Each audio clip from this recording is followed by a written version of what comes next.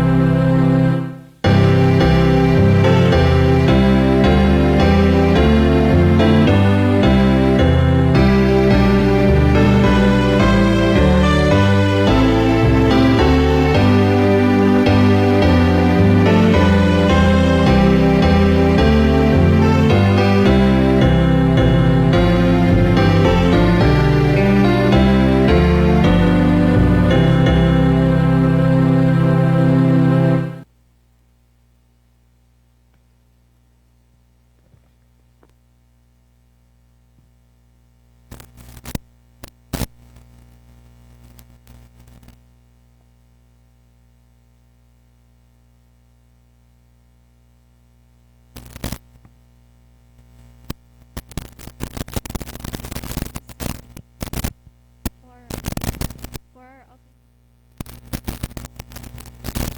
for our opening song, let's all stand and sing Sweet Hour of Prayer. Hymn number 311.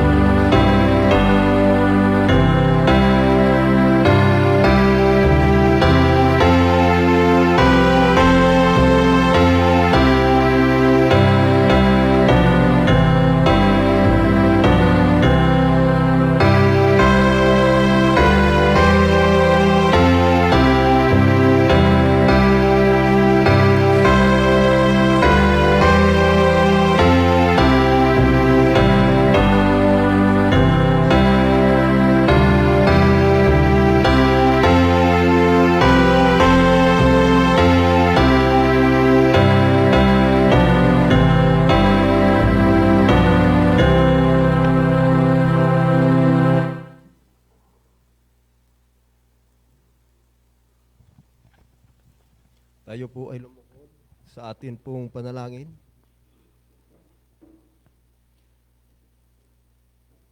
Mahabagin po naming Diyos na makapangyarihan sa lahat, na ang tahanan ay nasa langit ng mga langit. Patuloy ka po naming pinapupurihan, pinasasalamatan at niluluwalhati. Sa gabi pong ito ng Sabat, Panginoon, kami po ay narito na iyong munting bayan nakatiklop tuhod sa iyong paanan.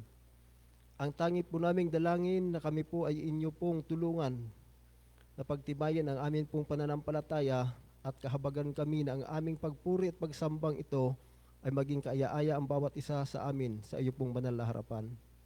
Amang banal, sa gabi pong ito, narito po ang inyong lingkod si Brother John Mascardo. Siya po ay magsasalita sang ayon sa iyong kalooban at ikubli mo siya sa iyong likuran na gamitin ang iyong mga salita upang ito po ay magpatibay at pagpalakas ng amin pong pananampalataya. Patuloy po nawa na sumagana sa amin ang banal na Espiritu na siya pong magbibigay kaalaman, karunungan at kaunawaan sa iyo pong mga salitang ito na aming matunghayan at ito po ay maikintal sa aming puso at isipan. Ang lahat pong ito ay aking hinihiling sa pangalan ng Panginoon po naming Jesus. Amen.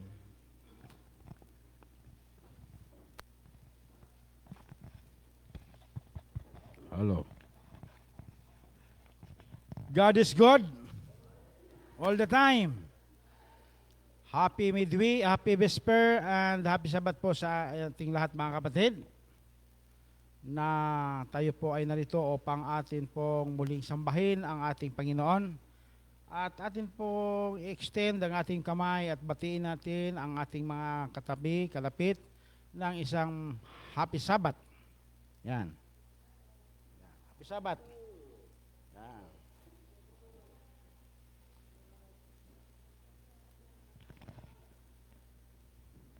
Sapagkat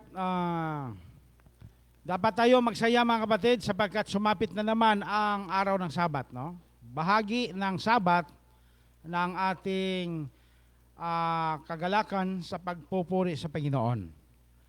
At liban sa araw ng Sabat na ito, ay talagang hindi na mapipigilan na tayo po ay papalapit doon sa bagong taon, no?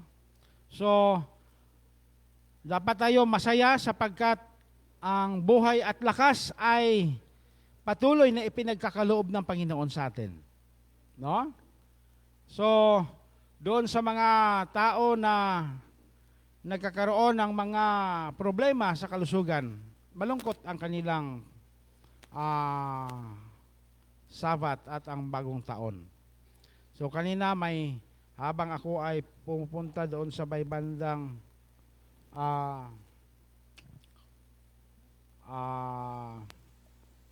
itong kalsada dito sa may Pilowil, Phoenix.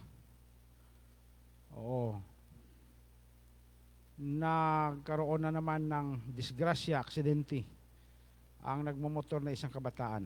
Yan. So, marami ngayon ang mga pangyayari na hindi inasahan na may pinuntahan lang pagkatapos na balitaan, wala na, no? Grabe ang mga pangyayari sa ating panahon sapagkat hindi na pipigilan na talagang pairal ng pairal ang kapangyarihan kaaway. So, sabi sa Last Day Event, ang mga kamatayan at mga aksidente, mga disgrasya, ito po ay sanhi nito sa kakagawan ng kaaway. Kaya tayo po ay magpasalamat sa Panginoon na tayo po ay pinoproteksyonan sa buong isang linggo sa ating mga trabaho, ating mga iba't ibang mga gawain at sa paglilingkod natin sa Kanya. Sa atin pong pagkakasunod-sunod ng ating programang pagsamba, tayo po ay pinangunahan ng ating monitoring screen ni Sister Eliza. Yan, kasama ni Sir Romy.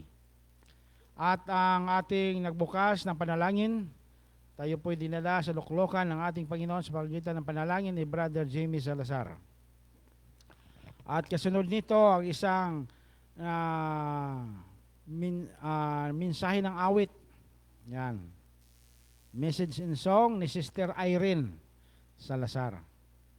Okay, so ngayong gabi ang nagdala ng ating pagsamba ngayon ay nasa group 1. Yan. So, pagkatapos ng awit na ihandog sa atin ni Sister Irene, tayo po ay makarinig ng mensahe sa salita ng Diyos na ito po ay ibabigay sa atin ni Brother John Mascardo. So, yun po ang pagkakasunod-sunod. So, doon po sa mga nagsusubaybay sa ating pagsamba sa tuwing Merkulis at Biyernes at Sabado sa ating YouTube channel at Facebook, yun mga kapatid, ay patuloy po na atin pong subaybayan doon po sa nakikinig ang ating pong pagsamba dito po sa Siksikan Rampano Isday Church. So, isunod po natin ngayon ang mensahe na ibibigay sa atin ni Sister Irene. Mensahe ng awit.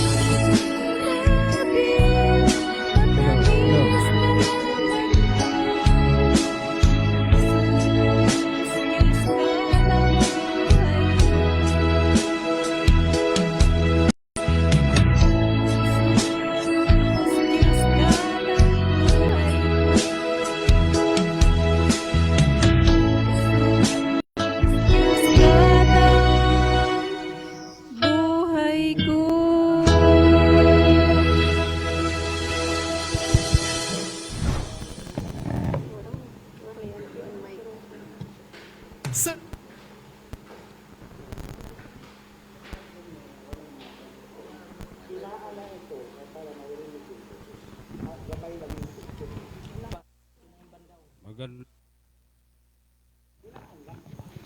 Hello. Magandang gabi po sa inyong lahat mga kapatid. Happy Sabat. Purihin ang Diyos sa lahat ng mga panahon na tayo ay narito ngayon upang magpuri at makikinig ng salita ng Diyos. Salamat sa mensahe sa awit na ito'y inawit ni Sister Irene. At salamat sa ating mga chorister na sila ay nanguna sa ating awit, mga inaawit. At salamat din sa Panginoon, higit sa lahat, na tayo ay nakarating sa pitsang ito. Ngayon ay katapusang Friday sa 2024. Sinong natuwa mga kapatid nga nakaabot tayo sa katapusang Friday sa 2024? Taas ang kamay. Okay. Yung hindi natuwa, wag lang itaas. Oh. Sinong hindi natuwa? Taas ang kamay.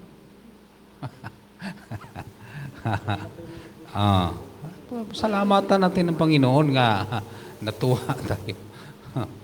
Na nakarating tayo sa pitsang ito. Ngayong gabi mga kapatid ay ating sa pakikinig ng salita ng Panginoon, instruction upang ating maintindihan ang buhay at sitwasyon ng ating panahon ngayon. Merong dalawa nga ating tatalakayin. Ito'y patungkol po sa ating kapanahunan ngayon.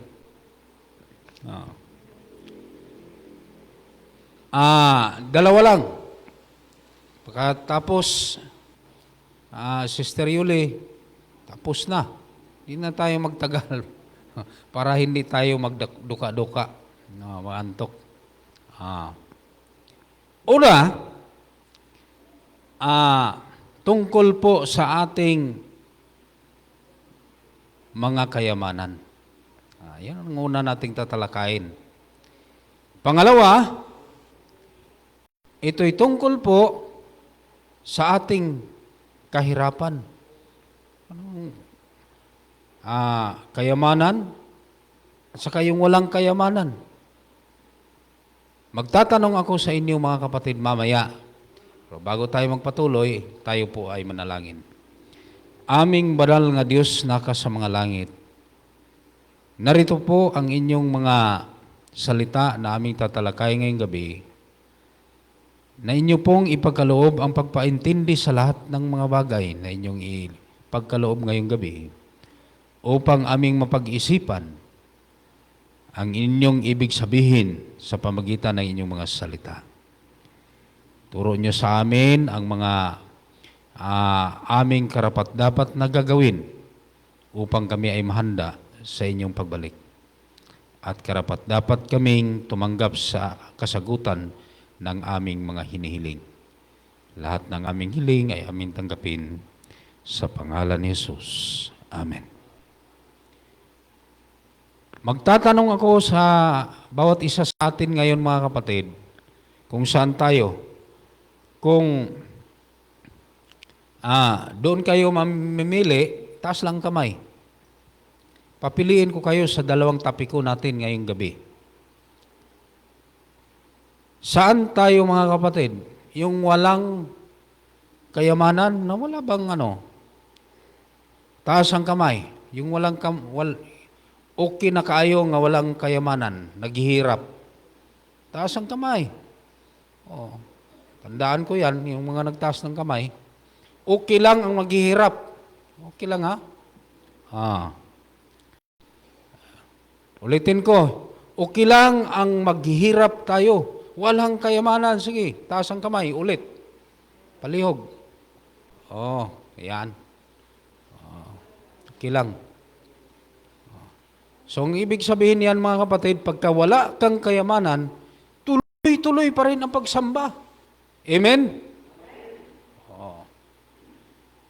So yung hindi nagtaas ng kamay, pag walang kayamanan yan, hindi makasamba yan. Okay lang? Tama ba?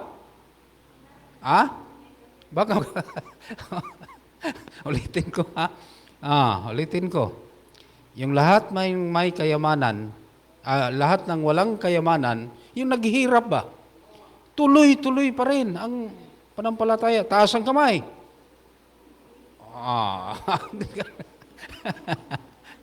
May enjoy natin ang ating sarili. Okay. Pag mayroong maraming kayamanan,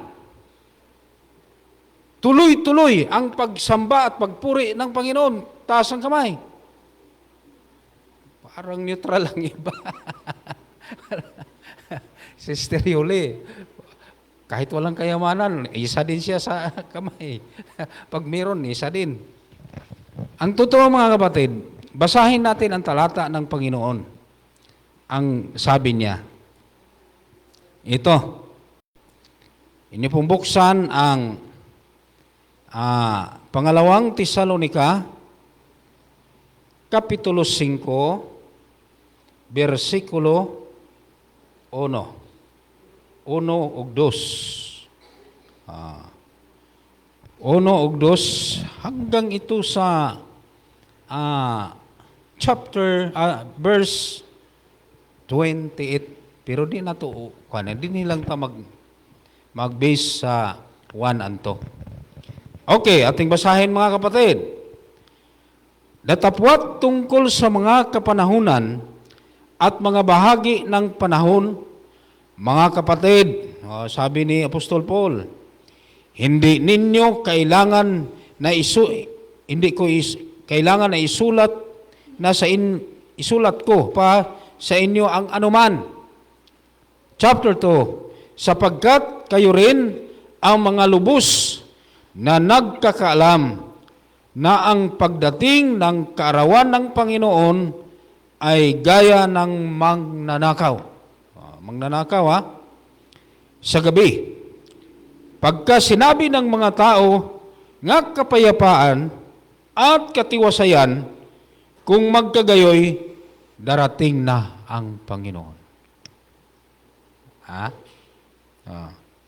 Ang sabi niya, pagka ang kapanahunan ng Diyos, pagbalik niya, ay kasing tulad sa magnanakaw sa gabi. Magnanakaw. Kaya kung alam na natin nga nakawin yung ating mga kayamanan, ay siguradong gwardiyahan natin hanggang umaga. Pero hindi natin alam. Kaya sabi niya, ito ang palatandaan. Pag darating na ang katiwasayan, ano yung sa English ng katiwasayan, ma'am? Maganda yung pagkakuan dyan sa English eh. Katiwasayan yung sagana ba? Ano nga sa English yun po? Ano yun? Prosper? Prosper ba? Pagdating daw ng katiwasayan, sabi dito, at kanilang biglang pagkawasak. Naku, yan pala. Hindi makabantay. Sa Cebuano pa. Hindi nakahapaghanda. Bakit po? Dalawa lang ang makaharang sa paghanda ng Diyos. Paghanda natin sa pagdating ng Diyos. Ano yon? Ano yung dalawa? Yung isa? Ito po. Yung kasaganaan at kahirapan. Di ba basta-basta nga makapunta ka sa simbahan pag may problema pa nga wala kang masaing para ipaghanda sa araw na Sabat. Di ba? Kahirap. Hirap kaya. Meron ding hindi makasamba dahil sa sobrang busog. Sakitan og tiyan, Oo. Dahil sa sobrang kain, hindi makapagpunta sa simbahan. Oo. Pero yung nidescribe ni Apostol Paul sa gabing ito, mga kapatid, madarating ang katiwasayan ayon sa Spirit of Prophecy, sabi ni Sister Ellen White, bigla tayong mawawasak dahil hindi natin maramdaman ang pagbalik ng Panginoon. Ano yun, kapatid? Kasing tulad sa panahon ni Noah at sakay sa Sodoma at Gomora. Ganon din, kapatid. Alam nyo yung Sodoma at Gomora, pinipicture out yung ugali ng tao sa huling mga araw. Kasing tulad doon. Ano yung kasing tulad doon? Dahil ang Sodom, mga kapatid, ay nakita ko, nabasa ko ang kanilang asset. Napakayaman nga lugar yun. Ang daming kwarta. At nakita, mga kapatid, yung nasunog na ang Sodoma at Gomora, yung mga kayamanan nila nga naroon, nililibing, napuntahan ng mga Israeli, kinuha yung mga kayamanan na yun. Ang iba, lalong tumitibay ang kislap-kislap. Iba't ibang uri ng mga bato naroon nung nasunog na ang Sodoma, Gomora. Ibig sabihin, mayaman nga lugar yun. Napakayaman. Oh. Dito ba sa Palawan, mga kapatid, ayon sa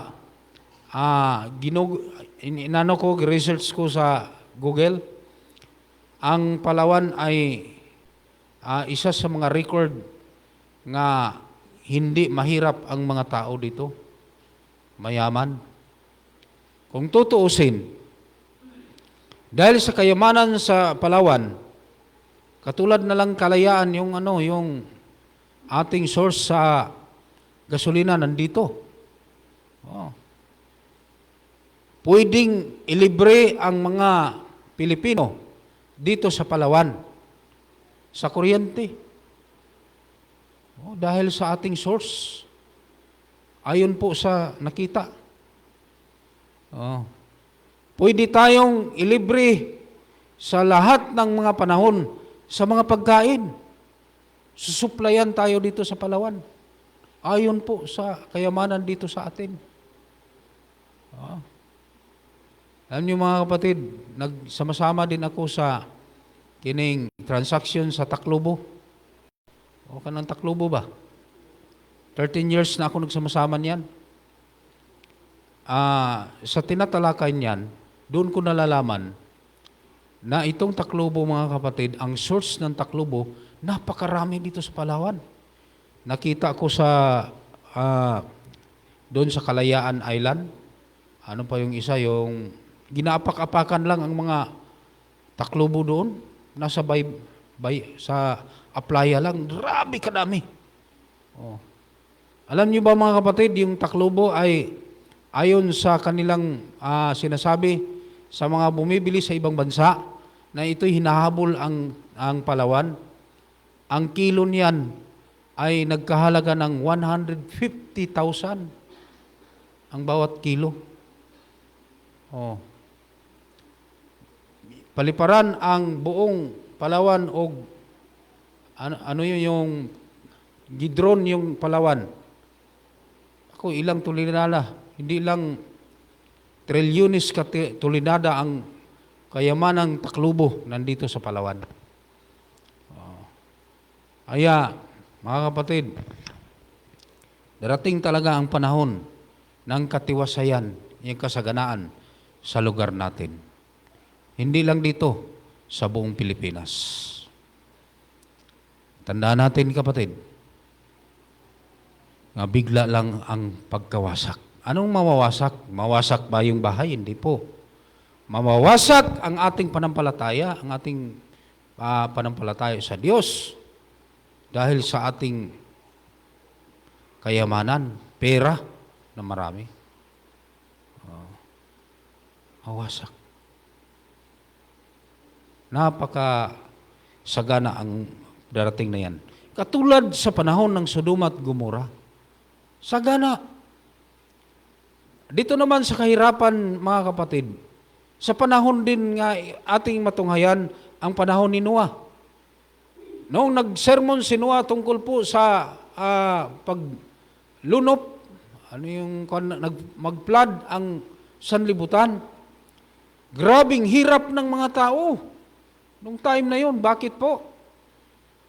Dahil sa sermon ni Noah, na-convince sila nga kailangan magtulong tayo.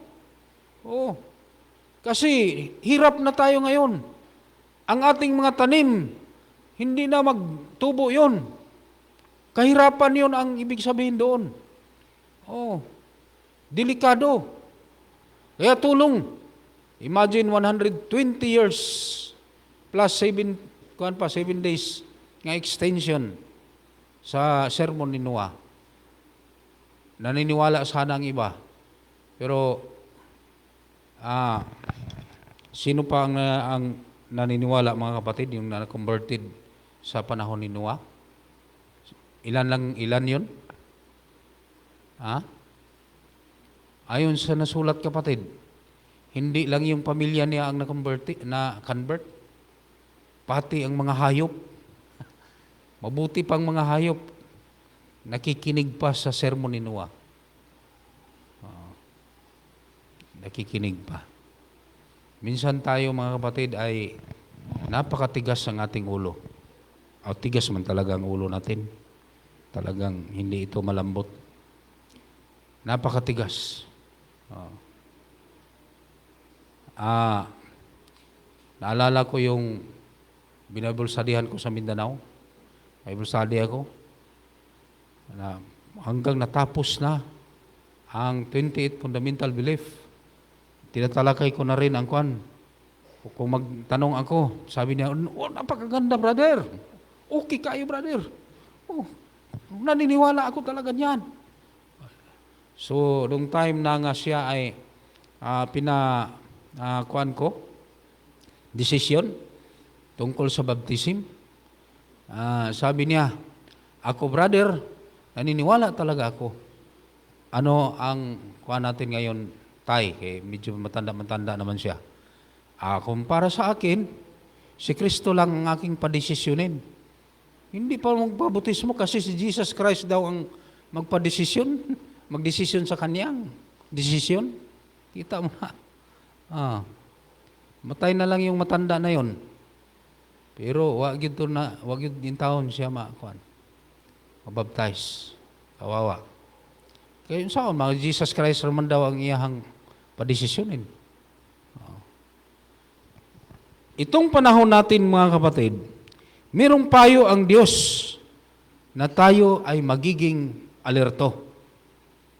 Katulad ni Mike Enriquez nga namatay na rin. Dito sa ganun din nga chapter sa 5, verse 6, ano ang sabi at payo ni Apostol Paul?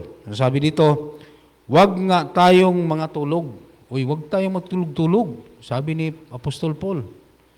Wag nga tayong mga tulog gaya ng mga iba, kundi tayo'y mga puyat. Puyat na. Wala'y tulog-tulog. Magpuyat siguro na yung cellphone kaya. Anong gagawin natin? Mga puyat at mga pigil. Anong pigilan natin? Sarap na sanang magpindot-pindot sa cellphone. Pigil na. Sabi niya. Puyat na. Anong puyatan? Sa pagbasa ng salita ng Panginoon. Ang sabi dito ay nangatulog sa gabi at ang naglalasing ay nangalasing sa gabi. Alam niyo, mga kapatid, mayroong yung SDARM, yung reform, hindi man sabi nga nagkuhan ako sa kanila, mga kapatid. Sabi ko, parang mga lasing kayo. Bakit? Inuulit-ulit ninyong karatulan ng inyong simbahan. Nung una, ibang logo. Pagkasunod naman, kaya tama ang sabi ni Apostol Paul, parang mga lasing. Mga lasing na. Kawawa naman. Ni-invite nila ako nga, Brother Mascardo, mag-sermon ka rin doon sa amin. Hindi ako mag-sermon diyan kasi para kayong mga lasing. Ulit-ulit. Walang matibay na panampalataya. Minsan tayo mga kapatid ay natutulog parang mga lasing. Tulog. Ang sabi ng Diyos, managpuyat. Datapwat, palibhasay mga anak tayo ng araw, mangagpigil tayo ng isuot ang baluti ng panampalataya at ng pag-ibig at ang maging turbante ay ang pag-asa ng kaligtasan, mga kapatid. Kaya, last nga verse. Ating basahin, sayang ni kung hindi natin mabasa. Hebrews 13 verse 5. Ito ang final. Ang sabi ng Diyos, mangilag kayo sa pag-ibig sa salapi. Uy, hilagan pala natin yung salapi. Yung pag-ibig. At mangagkasya kayo sa inyong tinatangkilig, sapagkat siya rin ang nagsabi, sa anumang paraan ay hindi kita pagkukulangin.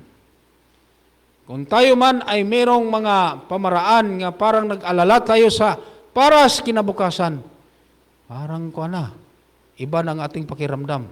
Binasa ko yung The Fullness of Sin sa Desire of Ages, mga kapatid. Talagang masinsinan ang pakiusap doon sa instruction ng Diyos kay Sister Ellen White. Ang sabi niya doon, kailangan tayo ay mag-isip sa ating panampalataya na magiging masunurin at alerto sa lahat ng mga bagay.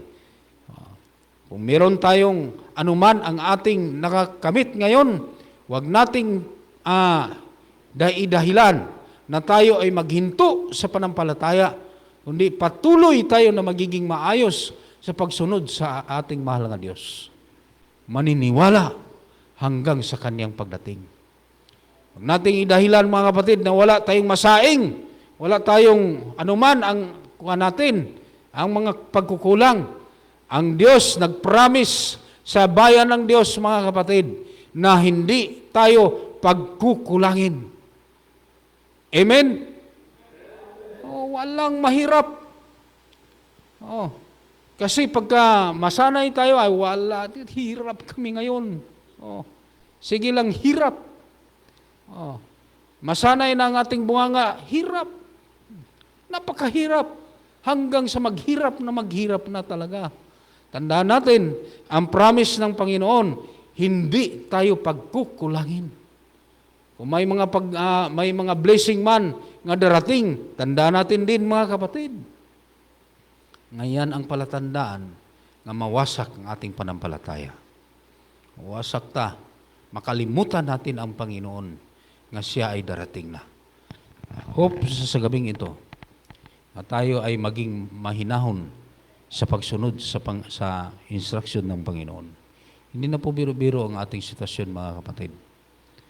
Hinahabol tayo sa maraming mga pagsubok sa buhay. Hindi lang basta-basta. Hindi lang mga sakit. Mga kahirapan na kung minsan ay mahiwalay tayo sa instruction ng Panginoon. Ang akala natin ay wala na ang magtulong sa atin. Kagaya ba ng unang mga panahon? Kagaya ng panahon ni Jesus Christ. Si Jesus Christ sa kahirapan, dahil siya ay nagkatawang tao, ano ang sabi niya? Panginoon, bakit mo ako iniwanan? Iwanan pala tayo doon, mga kapatid. Parang wala nang tutulong sa atin. Maghirap talaga tayo sa panahon na yon. Yung mga hindi naghihirap, kumplito ang kanilang mga pangangailangan, talagang matiwasay at biglang pagkawasak. Problema sa darating na panahon. Kaya ngayon, ihanda ng ating mga sarili. Ang sabi ng Diyos, kung ano man ang ating sitwasyon ngayon, tandaan natin kung wala man tayo sa atin ngayon, ang Diyos nagsasabi, nag-promise siya, nga hindi tayo pababayaan, hindi ko kayo pababayaan, mga kapatid. Nariyan siya. 14 versikulo 18 sa Juan, ang sabi ng Diyos, hindi ka nag-iisa. Nariyan siya. mga pangangailangan, ibibigay sa atin. Kung may mga suliranin man, nasubukan ko yan mga kapatid. Alam mo, may mga kuan din ako, mga pag-alala sa buhay. Sabi ko, bakit ako mag-alala na mayroon mang Panginoon? Nagsabi man siya, ang pinakagagawin na lang natin, manampalataya lang tayong tapat sa Diyos. Amen? Yan na ang mensahe sa gabing ito.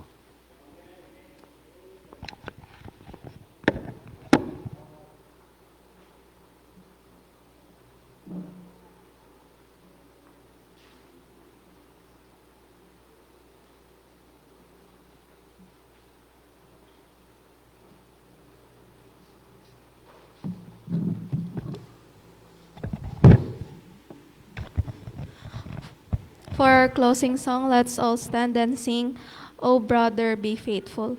Hymn number 411.